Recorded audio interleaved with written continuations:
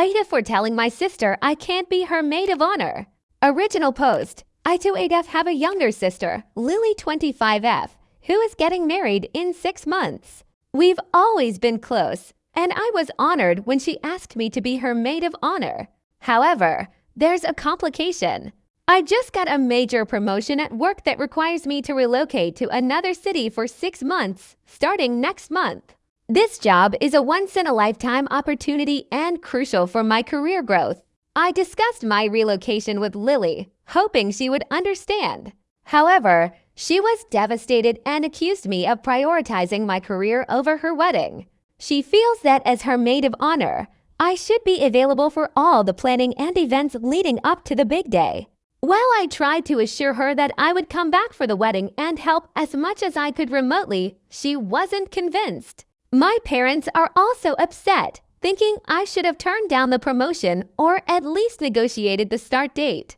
They feel that family should come first, especially for such a significant event. Now, I'm torn. I don't want to disappoint my sister, but I also don't want to miss out on this career opportunity. AITA for telling my sister I can't be her maid of honor. Now, I'm torn.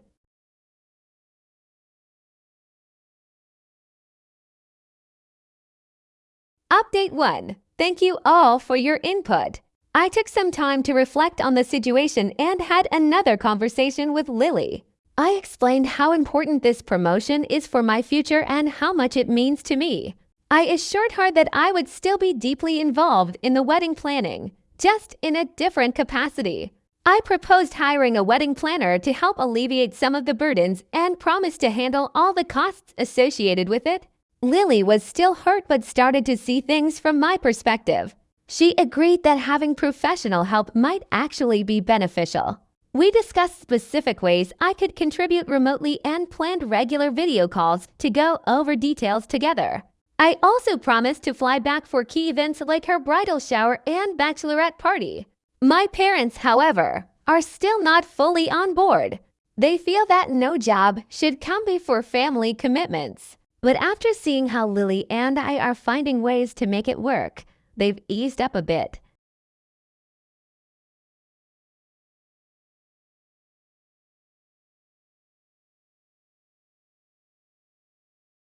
Are still not fully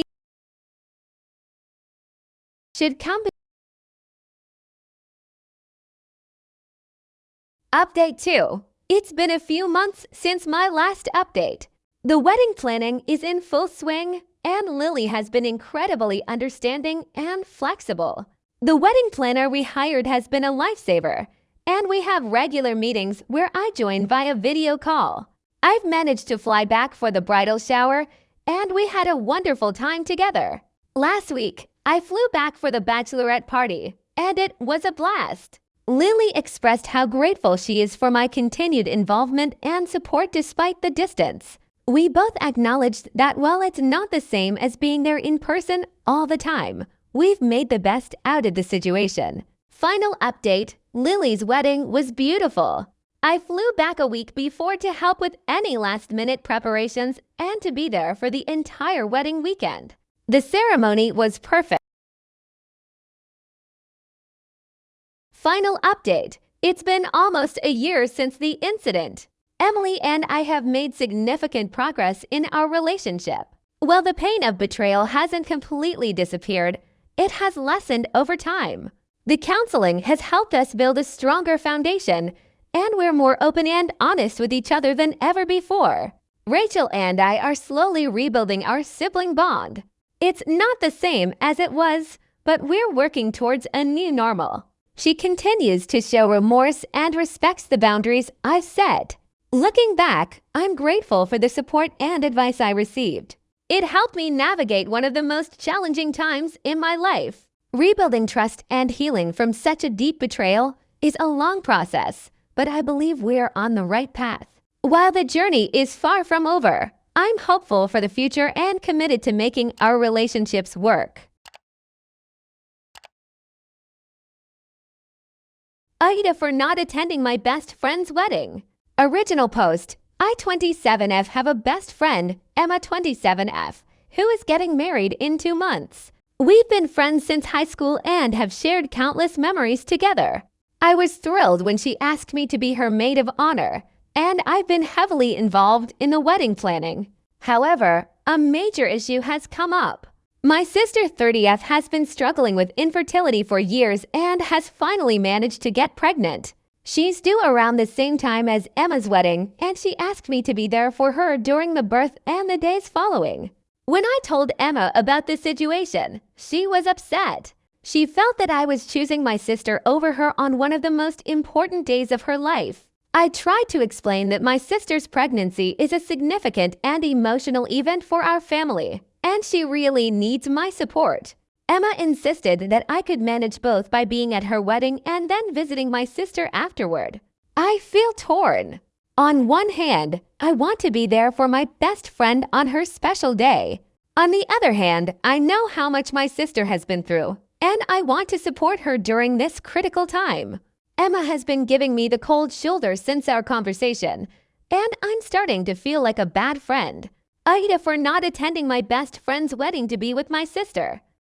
For my best friend on her special day. On the other hand, I know how much my sister has been through. Update 1. Thank you all for your comments and advice. I had a long conversation with Emma about the situation. I emphasized how important both events are to me and how much it pains me to have to choose. I suggested the possibility of stepping down as maid of honor so she could have someone else who would be fully available. Emma took some time to process everything, and we had a follow-up discussion.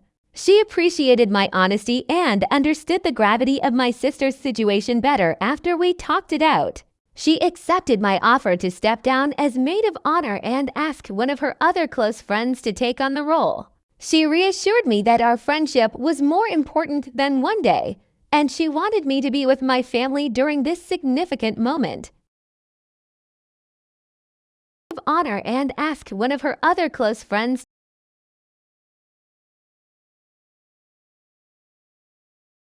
Update 2. It's been a few weeks since my last update. Emma's wedding day is approaching, and my sister's due date is getting closer too.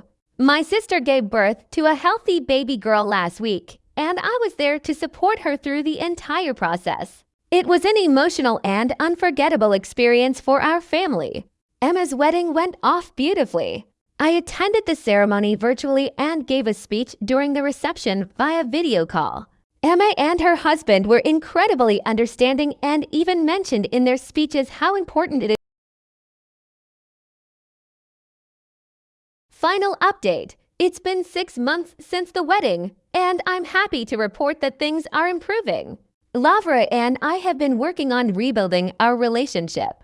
We've had several honest conversations, and she's come to understand just how deeply Mark's actions affected me. She's also made it clear that she respects my boundaries with Mark, which has helped ease some of the tension.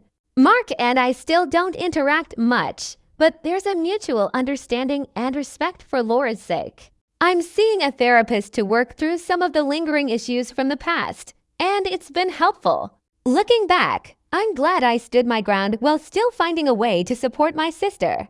It wasn't an easy path, but it's led to a place where I feel more at peace with my choices and with my family. Thank you again for all the advice and support. It made a world of difference during a challenging time.